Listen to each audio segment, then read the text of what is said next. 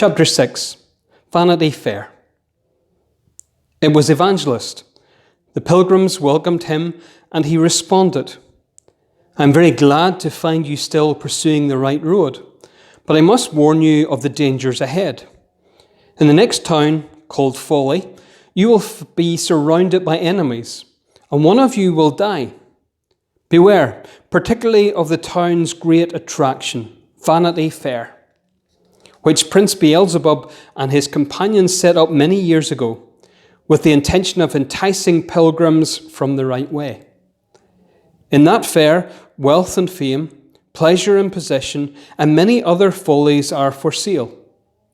Once, long ago, the Prince of Princes passed through Folly, but he spent no time or money on its shoddy wares."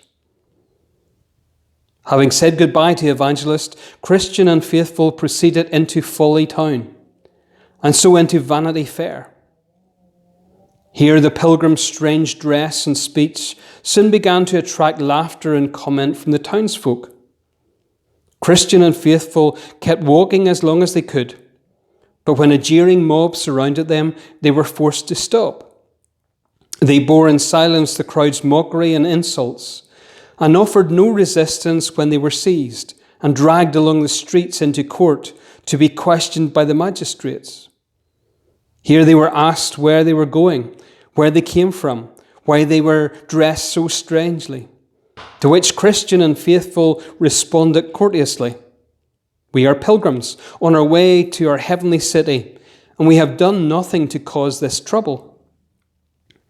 But the magistrates already made up their minds that the pilgrims were mad, so they proceeded to beat them, to smear them with dirt.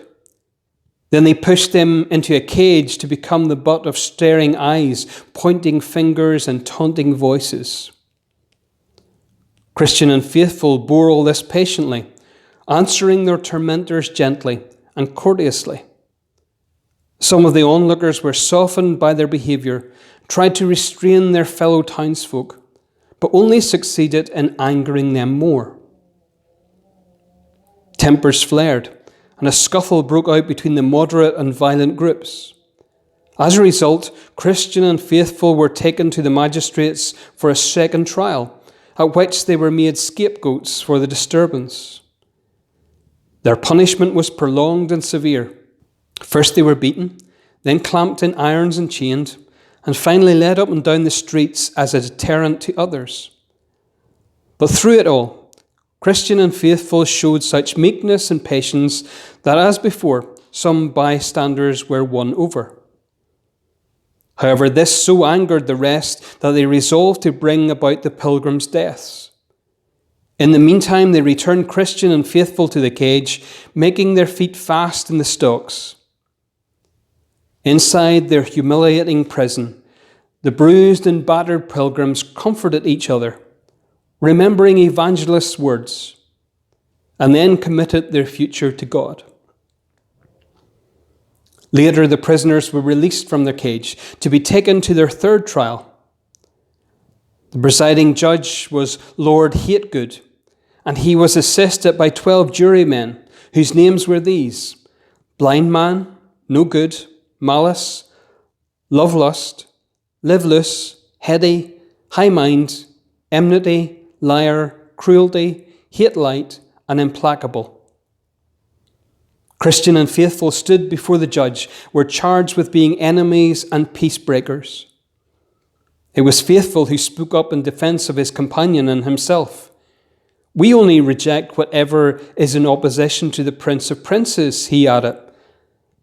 "My quarrel is with the Prince of Darkness. I defied him and all his angels."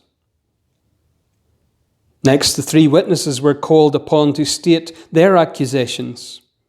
First, Envy stepped forward and swore to tell the truth. He denounced Faithful with the words, "That vile man says our views are opposed to Christianity." Next, Superstition took the oath and added his denunciation of Christian's companion. He says our religion is worthless because we cannot please God by it, and that must imply that we are all condemned. Finally, Mealy Mouth Pickthank was sworn in. The prisoner, he said, indicating Faithful, speaks scornfully of our prince and also of you, my Lord Judge. Faithful then asked for a chance to reply, and Lord Hategood reluctantly agreed. To his first accuser, the pilgrim said, all laws and customs that are contrary to God's word are contrary to the Christian faith. To the second, he said, no worship can please God unless the faith of the worshippers is rooted in God's revealed will. And to the third, the prince of whom you speak and all his henchmen are more fit for hell than for this town. Then the judge addressed the jury at length, concluding, with history on my side, I condemn this man to death. The sentence was unanimously and speedily endorsed by the jury. Faithful was taken from the courtroom to be beaten and punched, stoned and mocked, cut with knives and pricked with sword points. Finally, they tied him to a wooden stake and burnt him, as they thought, to death.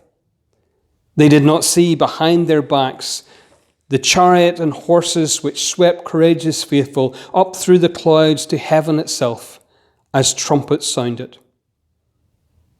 Christian was returned to prison, but after a time with God's help he escaped. Then he continued with his journey, rejoicing in the knowledge that his former companion had passed beyond all torment and was tasting the joys of heaven, for which he longed. Weak in body but strong in hope, Christian travelled onwards, singing about the pilgrim who had been faithful even to death.